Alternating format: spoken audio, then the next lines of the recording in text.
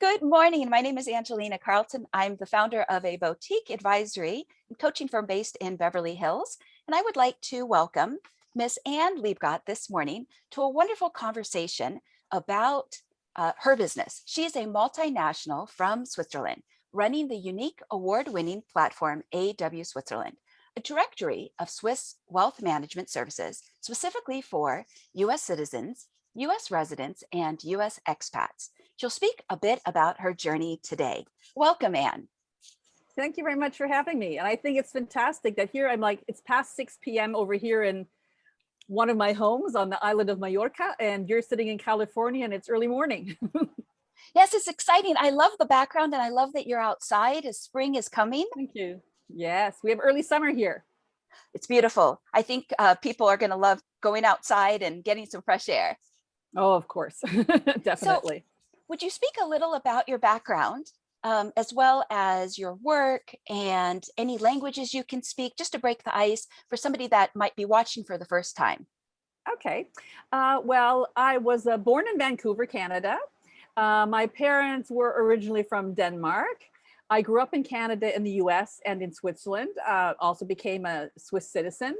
And I've always been cross-border. So for me, the idea of having, international relationships that work and that are a benefit is a natural given. I've never known, life any other way. And languages, well, I speak 3 languages fluently. So German, English, Swiss German, and I dabble in French and Spanish. And if I try real hard, I can even get some Italian in there. Actually, I am a marketing, communication, and business development professional. And I came up with the idea for this platform, AW Switzerland, the directory, as you mentioned before, out of my working in the marketing area and saying we need to do something for these Swiss wealth managers that have registered with the SEC in the United States and therefore are able to provide their services to US clients, but they don't have a platform. They don't have any, place where people can find them. And so I decided to create then the AW Switzerland platform. Which is wonderful. I think it fills a void that somebody else didn't notice in terms of creating a bridge and filling a need.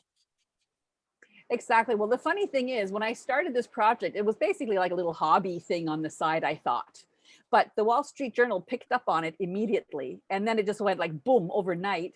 And I got all this interest in the platform and all these people visiting the platform and all the wealth managers wanting to be listed on the platform and other service providers wanting to be on the platform. And since then, it's like I'm kind of playing catch up all the way. Well, I think there's definitely a need, especially with individuals trying to preserve their wealth and understanding the landscape and what they can do.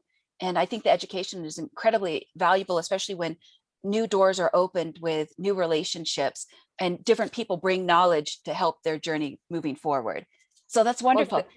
Yes, definitely. I mean, I've seen in, the years that I've done this platform, we're in the 6th year now.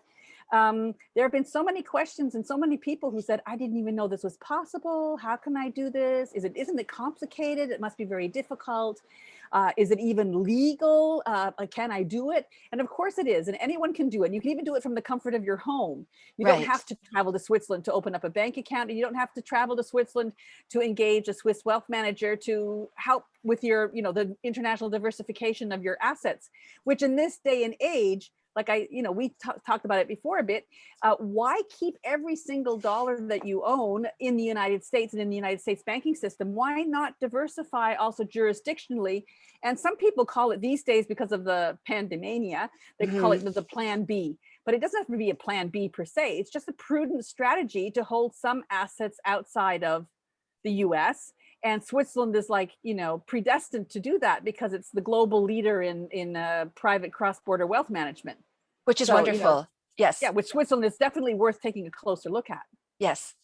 And Switzerland also is a very beautiful country. I had shared with you prior to this conversation also, I had an opportunity with my family to visit as a child growing up. We spent a good bit of time in Geneva, Lake Geneva.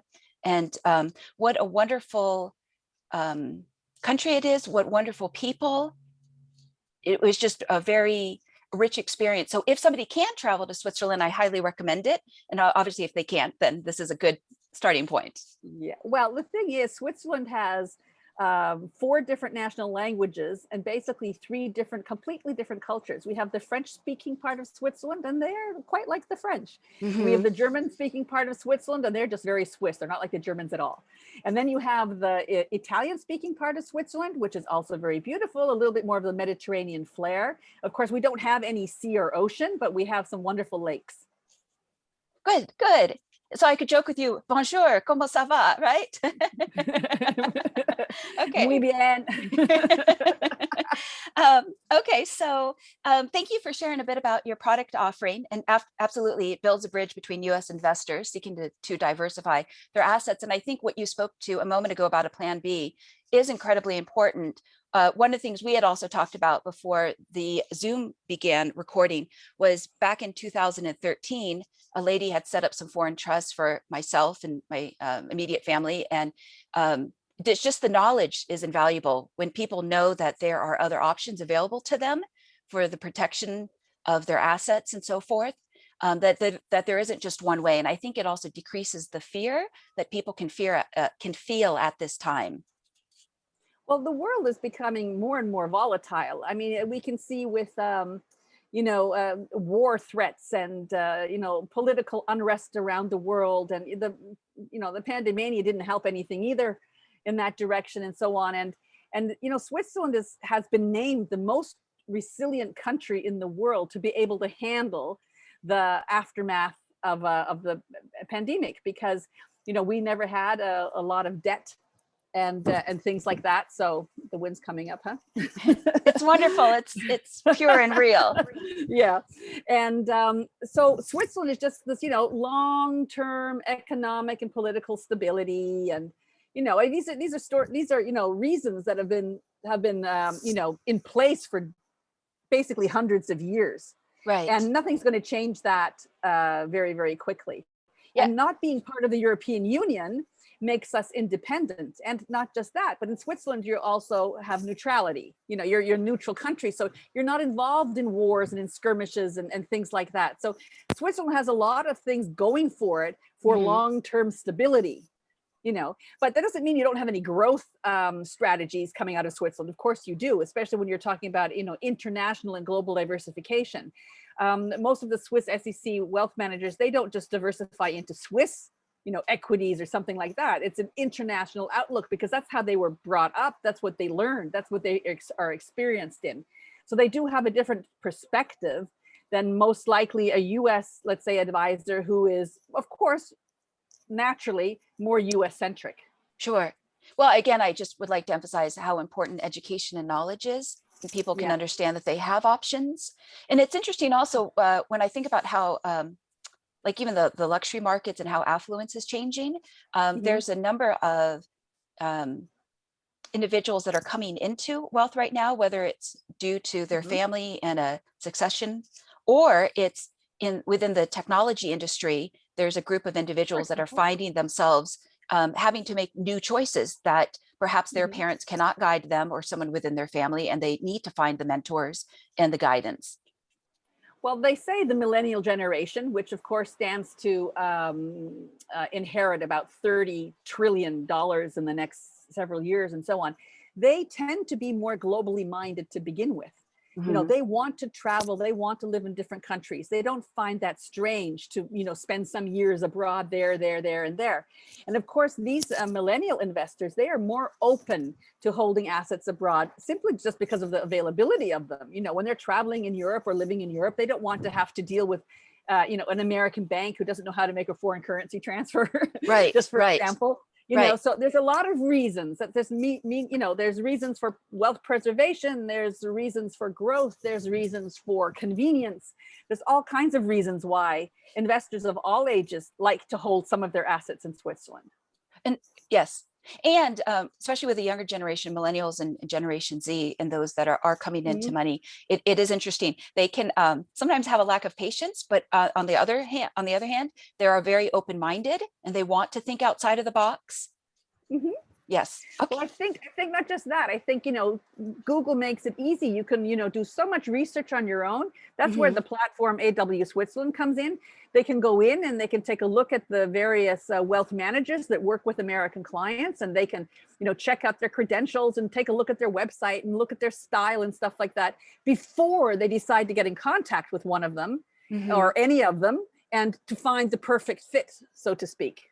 And I think again, that platform is very important because if somebody doesn't get introduced, let's say through a referral Yeah, or a relationship, yeah. they will have no idea of what is Yeah, the it's next step easier. and Yeah. what is the next I step. do that a Yes. lot. I do a lot of introductions. I have a lot of Americans who, contact me and said, okay, I took a look at these four. Could you introduce me personally? So I'm always happy to do that. And it's sometimes I don't really make recommendations because, I'm not in the position to make a recommendation per se, but I can say if you're looking for a big bank, then this is the thing. If you're looking for a boutique, Mhm. this is the thing you can take a look at, and basically everything in between. Which is incredibly important. Again, I realize you might not call yourself a mentor per se, but it's like sometimes when we think about our life, if I had only known, or if I could talk to my 20-year-old self, all Yeah, the pieces of yeah, information that would have been incredibly valuable, because when we don't know, we just kind of stumble forward and learn the hard way if there isn't somebody there to help navigate, that's true. right, Yeah, and that's knowing how true. to, That's true. right, Yeah, read the financial yeah, landscape. yeah, Okay. yeah. So I thought I would ask the question about what did you have to do to attain four residences? Did it involve citizenships with various different countries, like a second passport, for instance, investing in companies? I thought maybe you could speak about that for a moment. Okay. By birth, I received the Canadian passport and the Danish passport, and the Swiss passport I got later on through marriage, actually, at the time. And the residence are just a matter of basically of convenience and trying to cover the bases. Like, we live near Zurich in a small little village. That is more for the business side of things that has to do with Zurich. Then we have a place in Davos, which is for the winter sports and also a lot of fly fishing in summer. Then we have a place in Toggenburg, which is in the eastern part of Switzerland. That's just fly fishing only. It's the only thing we do there, except for some mushroom hunting in the fall. And then, of course, we have this place here on Mallorca, and that's kind of a get away from it all kind of place where we can enjoy the sunshine. And when Switzerland is like in snow, as it is today. So we travel between these four homes, and I have a lot of bedding. I have a lot of cutlery. Okay. Okay. Yeah, but Well, it's fun. It's fun. I wanted to ask the question because some people might not know about, how does one arrive to building out a lifestyle? And also many people don't know Yeah. about second passports or, how that works with different jurisdictions. And Mhm. so I just thought that you would also be a wealth of knowledge in that Okay. niche. Yeah, has been about a 250% increase from Americans interested in getting a second residency and or passport. There's companies that are specialized in this, Mhm. and they're also listed on the AW Switzerland platform. And they have had an abundance of inquiries about how to go about having a plan B with Mhm. having a citizenship in another country. Switzerland is one of the harder ones to get into, to be honest. But Portugal is very popular, Malta, there's other countries as well, Austria, and so on. And these are these so-called, citizenship by investment or residency by investment. And they work. Mhm. And the process has become easier because the need has been there, and the countries are happy to welcome this kind of investor because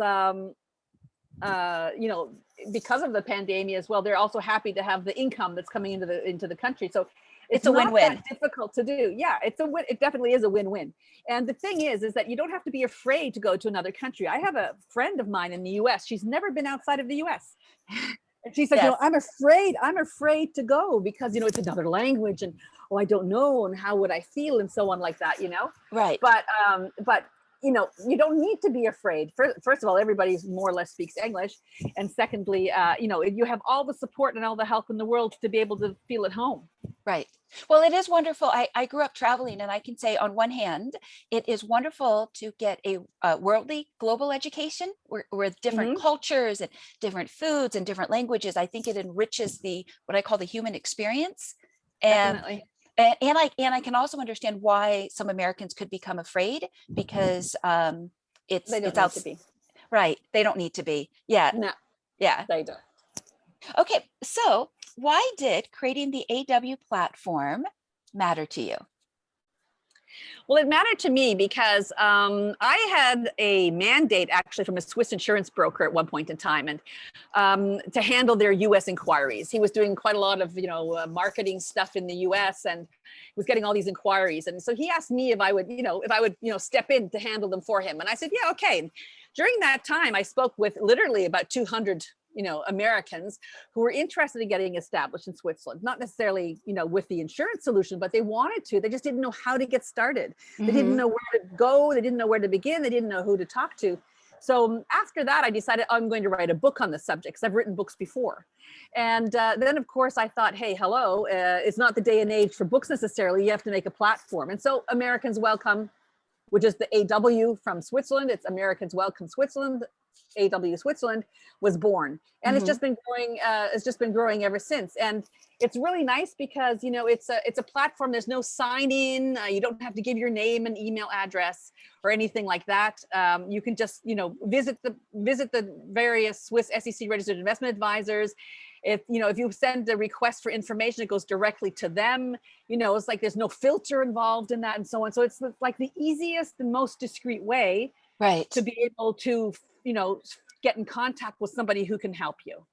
And that's wonderful. I think that piece of that they can go direct Yeah. and yeah, because it's interesting these days with different landing pages and websites. You have to give your email address, you have to give your phone Yeah. number, you have to Yeah. right. Yeah, I know. I don't do any of that. It's like I said, it's the most discreet way. It's very And even private. if they fill out the form and to submit it to the service provider, to the Swiss registered investment advisor, then it goes directly to them. I don't even see it.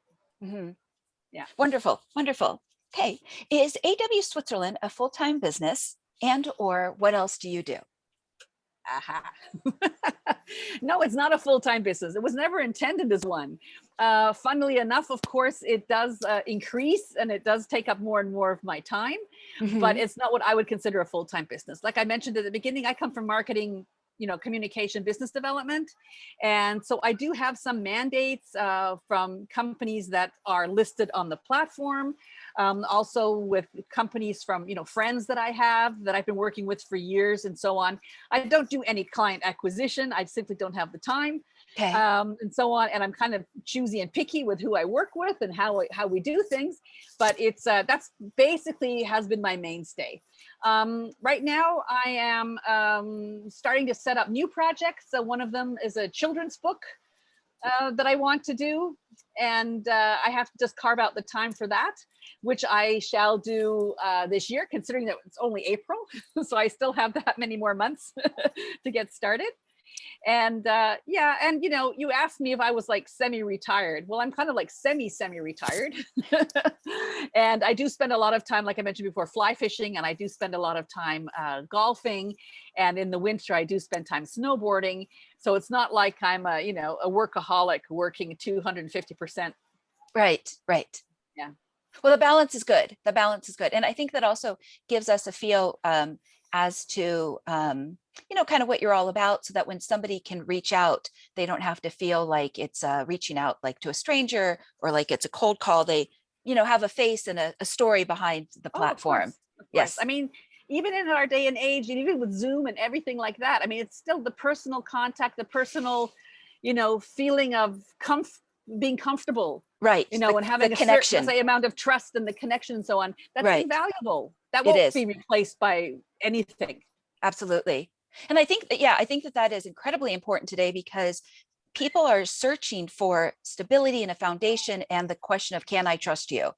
Yeah. Yeah. Yeah. Yeah. And so even if they might start with fear, once you get past breaking the ice and finding out, oh, I have that in common with a person. Oh, that makes sense. It decreases the fear and then they can move forward. Okay.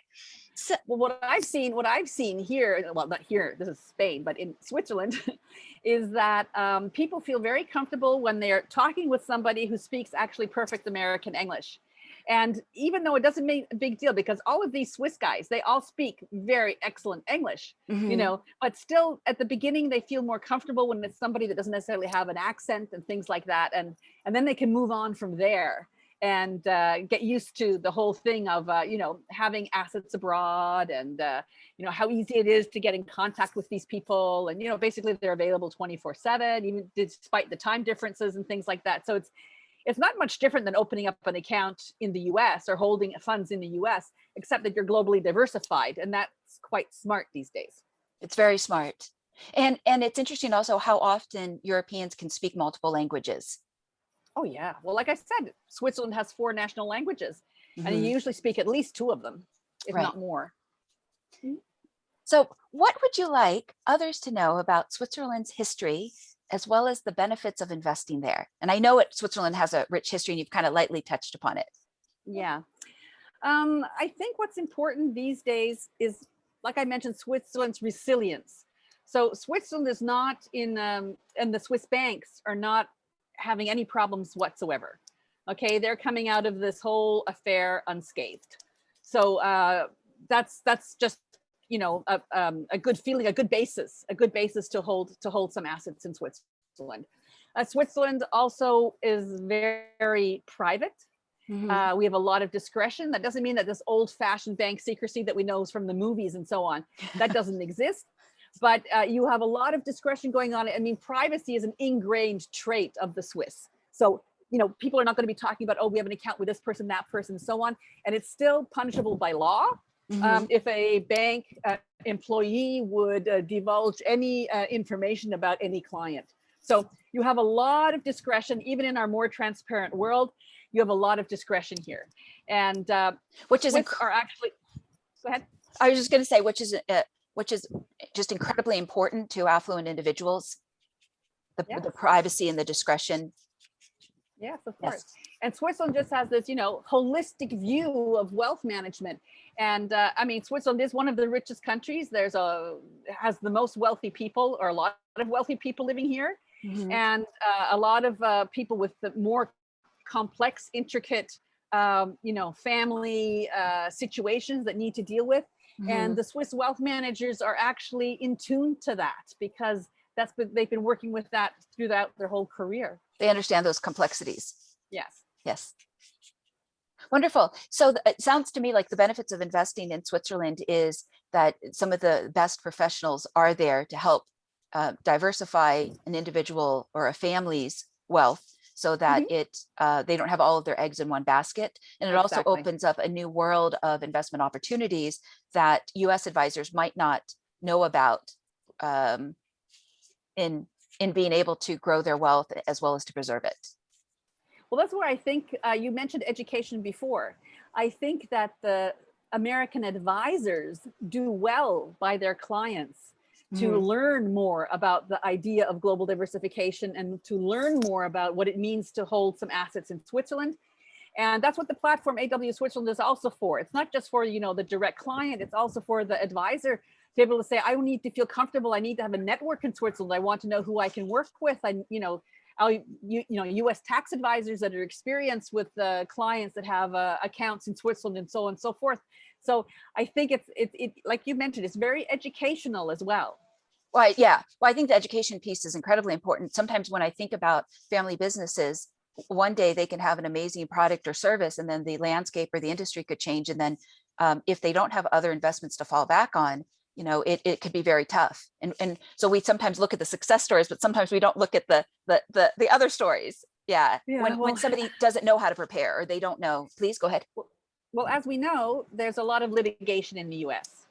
Yes. And a lot of people have this need to, let's say, protect their assets as well, right? And so physicians, for example, who never know when a case might pop up that can basically ruin them financially. Right.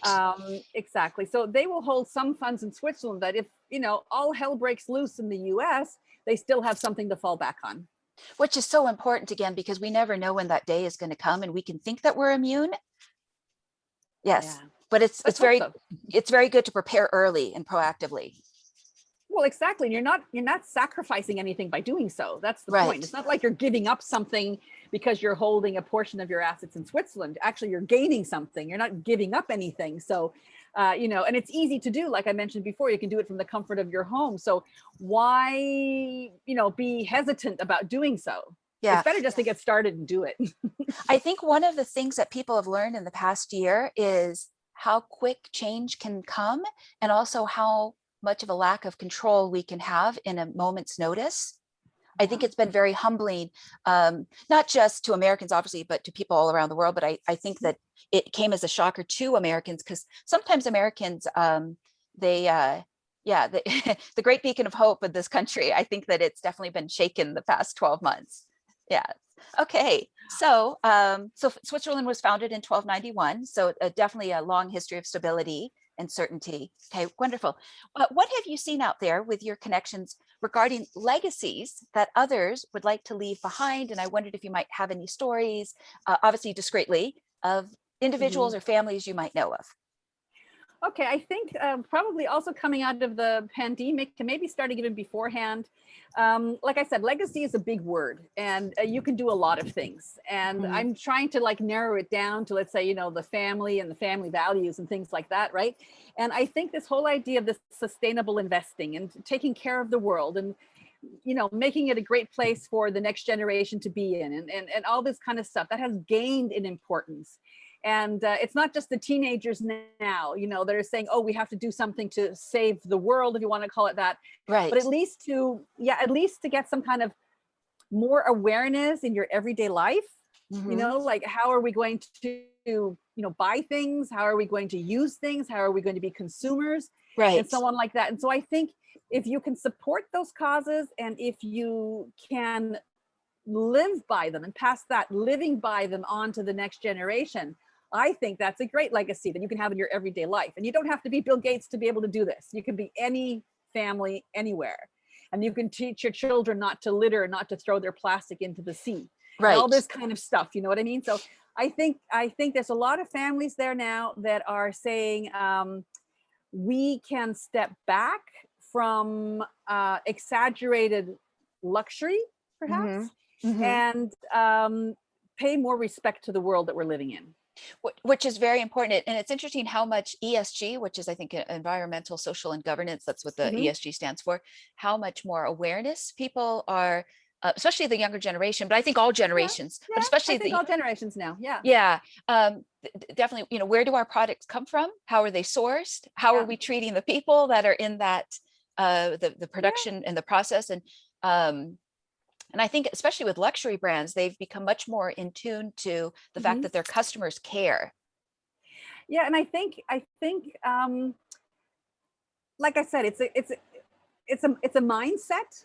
And I Mhm. think that the parents now, the ones that are going to be leaving their, you know, fortunes to the next generation, they are not laughing at the next generation anymore, saying, "Yeah, yeah, so you want to invest and save the whales or something." They're Right. Save the taking it rainforest. seriously now. Yeah, Right. exactly. So, they're Yeah. taking it seriously now. It's an absolutely acceptable and well thought out way of investing. Mhm. And like you said, the younger generation is very interested in it. I mean, there's so many different names for it. There's ESG, there's sustainable investing, impact investing. I don't know. There's a couple of other terminologies for the same thing. And I think it's the banks are supporting it, the wealth managers are supporting it, and that's what it takes. It takes Mhm. support from everybody and around the world to make it work. Yes. Yes. And Yeah. what a beautiful legacy to leave behind, that is one around, I would call it love and awareness. Yes, well, I say to my daughters, when we're talking about how things will look in the future and so on, and I've always said to them too, it's also just a matter of your own self-respect, and your feeling that you can achieve things, and not feeling that you're being taken advantage of, and Mhm. all these kind of things that you can focus on. It's a different generation now, and we all live, and especially in this pandemic age, we've all learned that we don't need to have the boss, or working in a corporation, with, the boss, Mhm. kind of thing. There's so many in Switzerland. There's never been as many new companies started as this year, Oh, as that's in wonderful. 2020. That's Yeah. wonderful. Yeah. And I think one of the benefits with the internet and this digital age that we are in is how transparent many things have become so that we can learn and have choice in it. So if we know that that company is truly aligned with our values, then we can support that company because now it's so easy to find information. But I would also add, I think critical thinking is also important because to not necessarily believe the first thing we see on the internet, just Yeah, but because, of course, right? you can get advice in that regard too. I mean, in Switzerland, just for as example, there are quite a few of the Swiss SEC registered investment advisors that even specialize in ESG investing Wonderful. and have done so for years. It's not Right, something they just picked up on right now. right. Hmm. Wonderful. Okay. So legacy is quite a big word. And what does legacy personally mean to you? It personally means to me is that, okay, if you're thinking, oh, like I said, big word, so many things. I think one important thing is that you want to be remembered. Which is huge, which is Yeah, you huge. want to be remembered, and maybe noted for your generosity, Hmm. for your understanding, for your empathy, for your kindness, for your Right, helpfulness, mentoring you've mentioned before. All these things I think are important. I don't think it's necessarily important to be, something like Bill Gates or something like that. But I right. think it's important that you stand for your values. You can explain them to other people and hope that they will adopt them. And you can stand for things like that. And I think that's the most important thing is that that when you're gone, Right. the people who knew you will speak of you in basically with a high degree of respect and in loving terms. Yes, yes. And I love the fact that you've had some conversations with your daughters and your family about this topic. Yeah. Even if it's just on the surface at the moment compared to in depth. Yes, yes. Yeah, I Well, the think thing is, I mean, if you're talking about financials and you're talking about inheritance and things like that, I mean, there's so many things you could say and do, but would that actually be carried out then in the future? And I think that's a problem that a lot of families have is that they have wealth they're transferring to the next generation, but they don't really talk about it. They don't have any consensus. They don't have any agreement on what's right, going to be happening. So, right. let's just say the father and the mother, they pass away, the kids, they inherit all this stuff. And usually in 3 generations, it's gone anyhow Yes, I've because seen the they never, statistics. yeah, it is. I know, but it's because they've never ingrained it in their family life. They've never discussed it in advance. And if they have only on the very superficial level of something like, oh yeah, you'll get something then when I'm gone, that kind of thing. So Right. I think what's very, very important these days is that families of wealth also are able to talk about it, get the things cleared up, in advance so that there's not a big, a big, Question mark. fight. Yeah, a Oh, big yeah. question mark and a big fight between siblings and all this kind of stuff. And it happens all the time, unfortunately, but it does not have to be. It doesn't have to be, absolutely. No. And I think one of the things also that the last 12 months have taught people is we think we're going to be here forever. And then if it goes like that, what will be left behind? We're not going to be here forever. Right. And sometimes Why? I think and I realize legacy is a big word, and I've said this Yeah. before in different conversations. I personally define legacy as it is the opposite of tragedy, because it is like the planning and it is the proactive intention around it. Mm-hmm. But I also think about, especially in the past few months, sometimes if I think about, like, you have the beautiful ocean behind you. So what's above the water that we see is the taxes, the assets, the financial portfolios, and so forth. But then what's underneath the water, right? That, like, sometimes the iceberg is those qualitative conversations that still need to be had, to be clarified, that need to, be brought out. And it's, I think, very important, because some of what is left behind isn't just the hard assets. It's the traditions, it's the values, it's what we stand for, like what you said before. Yeah. And I think, especially in a changing world, it's good to know that heritage. I agree completely. And that's what I'm saying. I think these families, they should not fear to address these issues somewhere along the road, and especially not wait until it's too late to try and do so, because there's a lot of discussions, that need to be done when you're talking about where you're going with your wealth. I mean, you have your private needs, then you want to do some philanthropy and so on. And then you maybe have, special needs within the family, or you might even have problems within the family that need to be dealt with and so on. And it shouldn't be difficult actually to put this all on the table and talk about it. And that's where this mentor comes in. Yeah, it takes courage though. Yes. Yeah, it's very helpful if you have somebody who is knowledgeable in all the different options available, and that they can sit together with the family and like have this conversation, which is of course is not done in one conversation. Of course, There's many it could conversations. be right, but do that, Mhm. and so that the families also feel comfortable. They feel comfortable with what their plan is. They feel comfortable for where they're going. And I mentioned it before as well. There is no such thing as a Swiss trust law at the moment. Yes. But it has been accepted by Swiss government. And we're expecting Swiss trusts to become available next year.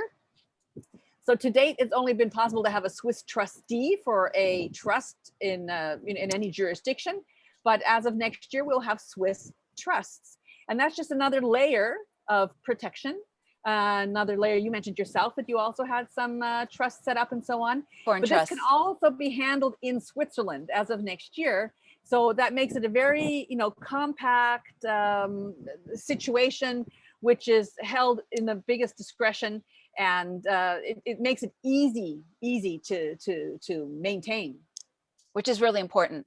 Yes, I love the fact that you said the word easy, because I think that it also minimizes any type of fear that this could be hard or complex. Yeah, or too complex. Right. Yeah. Wonderful. So what do you think your legacy will be, and or what do you hope to achieve?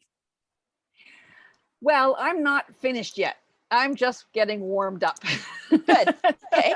So, like I've always said, I'm a millennial that was just born way too early.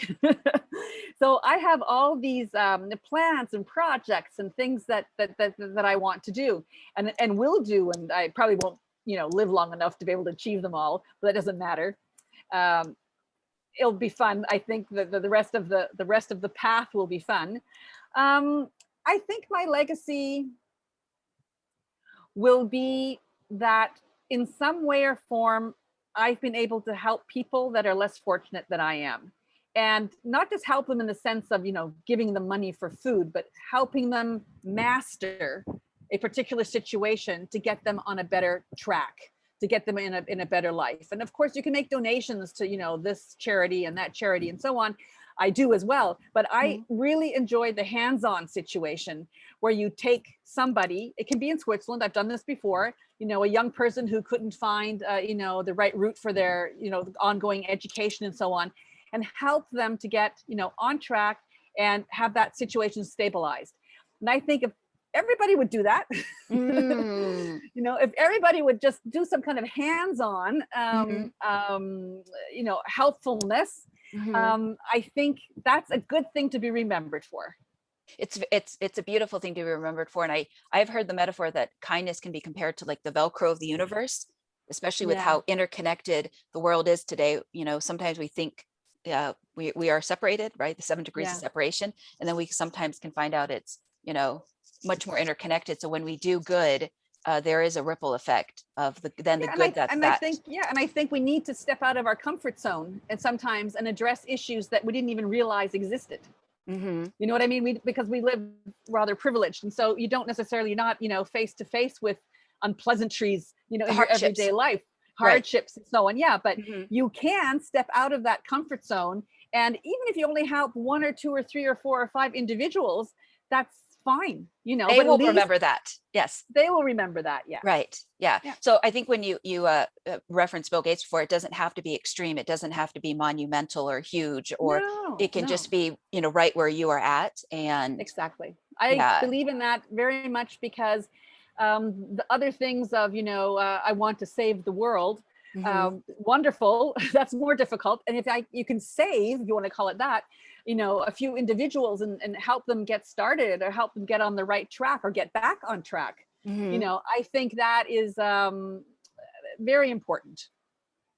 Yeah, absolutely. I think it speaks to the human spirit also, because it's in service to others.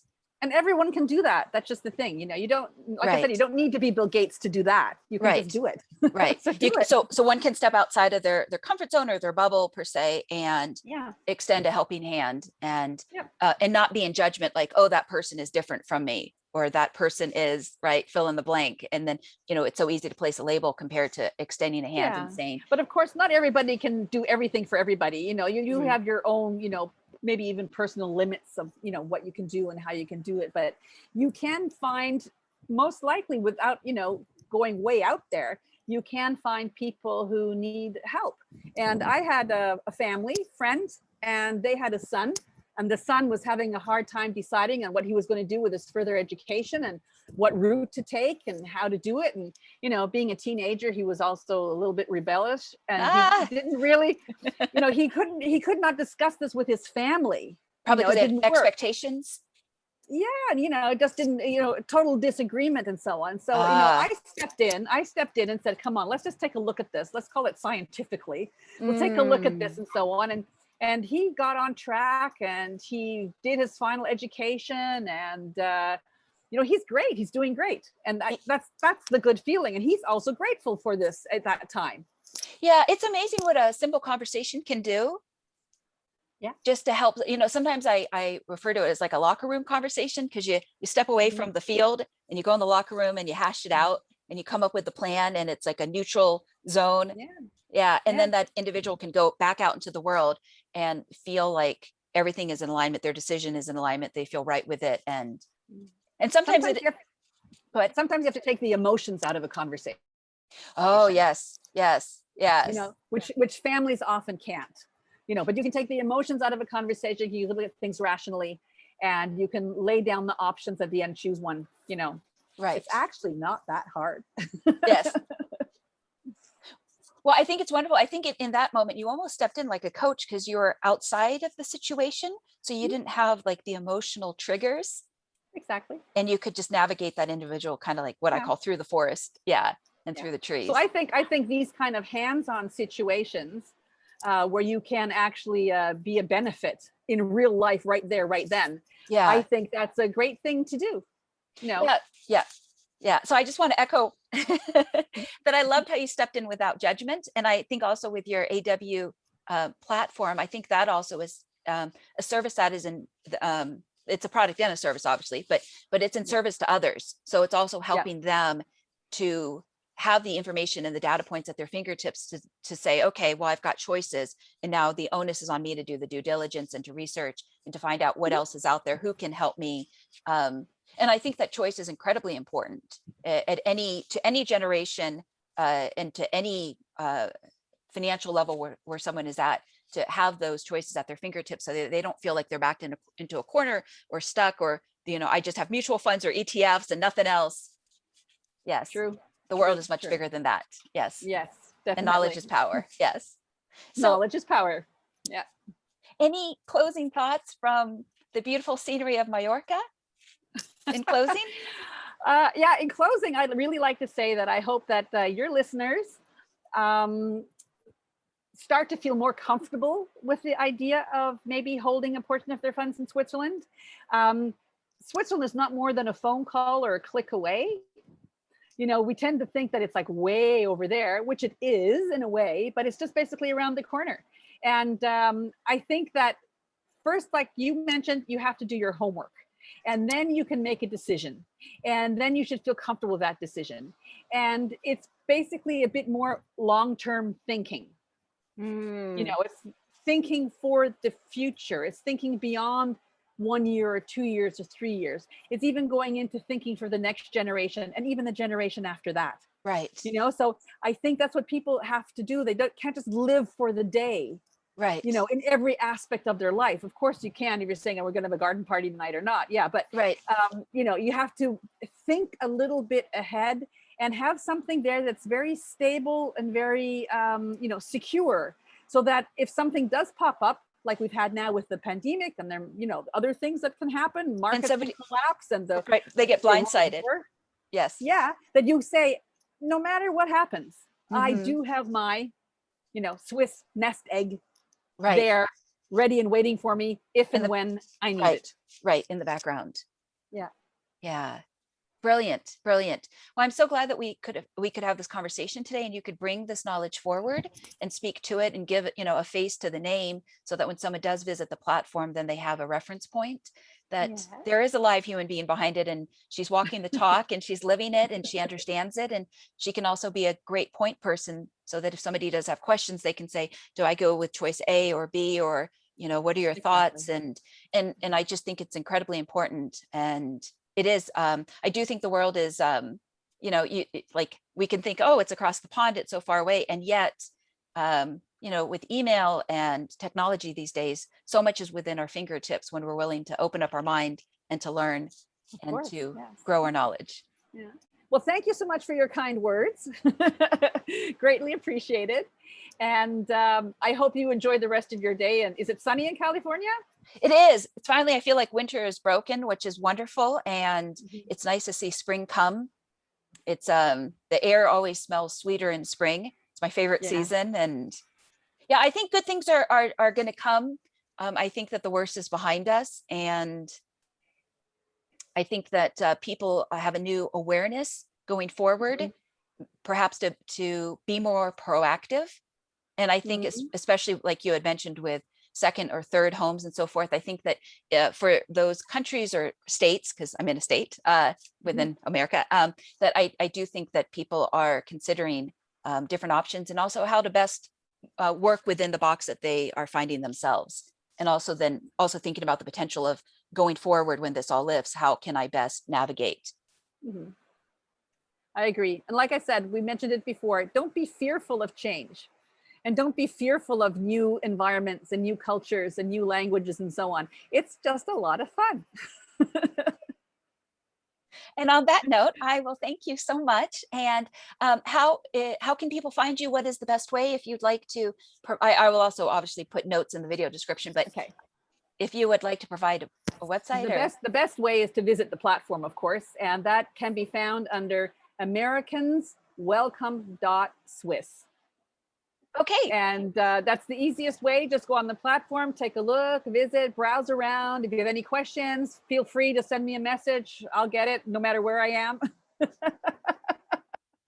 And happy to help out. okay, wonderful. Thank you so much again, and have a blessed day over in Mallorca. Thank you. Saludos. Bye bye.